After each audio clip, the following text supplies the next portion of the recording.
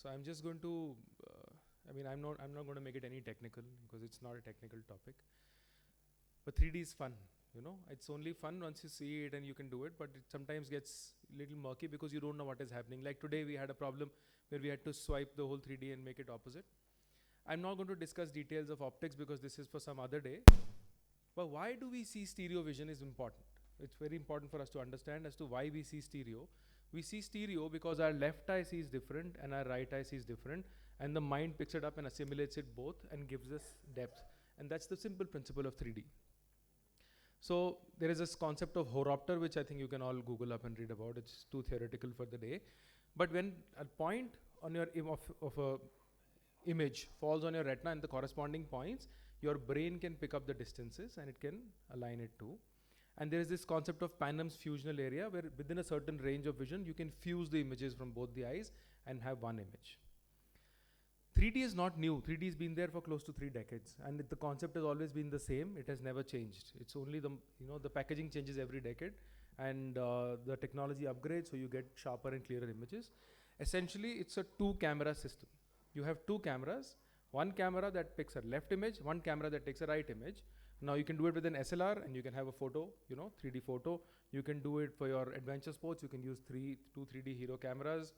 Or you can use cinema cameras. That's how cinematic 3Ds are made, using 2-camera systems. But and then you can play them side by side. These videos will not play, but you can play them side by side and you can fuse them together. So this is how we made our own 3D setup. And again, like I said, left eye, you see stereo in 3D when you see stereo when you operate, because if you close both the eyes, you'll realize left eye is slightly one way, right eye is slightly one way. So what you do is you duplicate the optical systems. So for those of you who are technically bent, there is something called a beam splitter, which splits your beam, which goes through video adapter tube into your camera. So pick up the same video adapter tube from the same company. Pick up 2 identical cameras. Here we are using Sony CMOS cameras, which are for that time they were HD cameras. So you're picking up a left eye image and you're picking up a right eye image. Now you're capturing, so it's easy to understand. You relay them into a 3D recorder, which will record 2 separate videos. Like you saw, all the videos were separate videos. It's not interlaced. And then you can route them through another storage apparatus. Now the 3D recorders are better, so you can use them with 1 wire instead of 2. And then finally, you display your surgery. And that's the whole mechanism. That's as simple as that. When you want to present your 3D, like we did today, how do you present? Now you've captured the left eye and you've captured the right eye. Now what's important is that the left eye video goes into your left eye and the right eye video goes into your right eye, and you fool the mind that it's depth. That's all it is. So you use 2 projector systems. One projector, which goes from the right side of the from your left eye, goes into one projector. One cable from the right eye camera goes into the right projector. You can change what your eyes see by using, like we used to see in school, those Chota Chetan movies with the red-blue glasses. Because the red goes into the left, the blue goes into the right, so your right eye doesn't see left and you can see things clearly. You put a filter in front of the projector, red light, left eye, right light, blue eye, and you see depth. But it's not great depth because you see color distortions. And this was what was being done. And this is how you would see it, and we've all seen these movies before. The smarter thing to do is to polarize the light, okay? So you use one polarizer for the left, like I'm using horizontal polarization, and vertical polarization for the right, and you use the same glasses. So what you do is, you use polarized glasses, vertical polarization for one, and horizontal polarization for the other eye.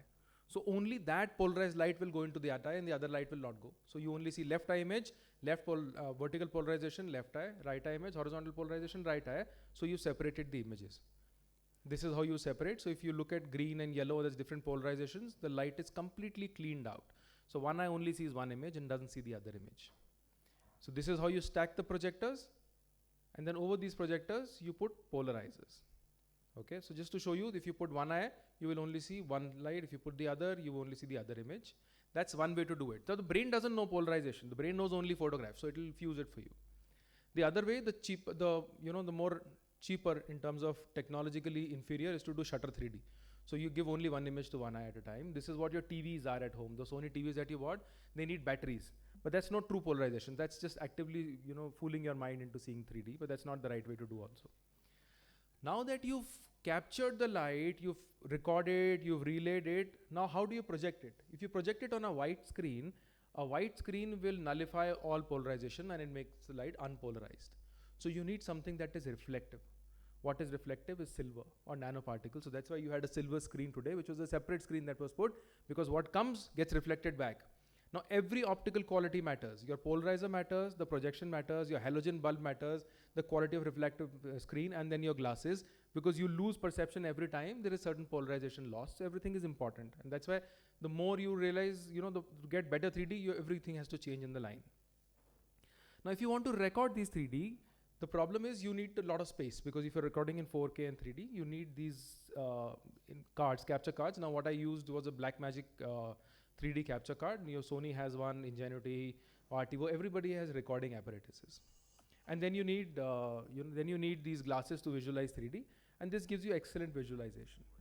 So why do you think technology gets expensive? Technology gets expensive because everything will matter. Your polarizer, your glasses, your 3D apparatus and everything, but most importantly the lag time. Because when you're doing a real-time surgery, between what you're operating and what you're seeing is not the same time. Even in the best of machines, there is a lag of milliseconds. While it may not matter for grosser surgeries, it will matter for very fine surgeries like a PCR or catching, or doing an ILM peeling, because your delay between what you're doing and what you're seeing is there. And so there can sometimes be a disconnect. And the price increases based on many factors, mostly the camera apparatuses, the 3D visualization screens, and the relay time. And that's where the price for these equipment changes. But what I understand now is this is not the final solution as in terms of watching TV with those glasses. You want to have something which is a little more fluid. What's already in pipeline for neurosurgeons is heads-up displays, where you can lock up these displays and you can watch instead of using glasses. So you really don't have to turn towards the screen, and you can just plug it in and move around with it. And the residents can sit and see in the clinic what's happening, because there's nothing to it. You can just relay it, and it doesn't have to be real time. But what's even better is to do augmented reality glasses, because these have heads-up displays inside them. So if you want to look into the microscope, you can look into the microscope. If you don't want to look, you don't need a TV at all. You can just walk around, the anesthetist can walk around, see the surgery. You can just sit at your own pace, look up, look down, left and right, and you will have projections into your eye, because quite simply, it's just a matter of projection. You've captured the left and the right. So it's really not a big deal to do this, and it can be done. I don't know why it's there. Yeah, but even better would be, like the problem is to turn and look, and the problem is with these glasses. So if you want to work, I just put up this slide just right now to understand that there's this whole low illumination thing, and I think that's a great point to get patient comfort. We already have heads-up displays in these machines, where we get these patient parameters, and why not just have a heads-up display and project this thing inside the oculars so that you're comfortable, because you can work in 1% illumination and artificially brighten up the surface, and you can see things very clearly. So just to conclude, this is pretty much all there was. Just to conclude, it's not that difficult. If you want to make your own setup, you have to understand that you have to buy a good beam splitter, buy good standard video adapter tubes, buy the same camera, get a good gold foil cables that can relay the transmission, buy a good computer that can render it at the same time, and buy a good TV. And if you're able to plug it all in, it should cost you fraction of the cost, a little more headache, but you should be able to do your own thing, because it's not impossible. Thank you.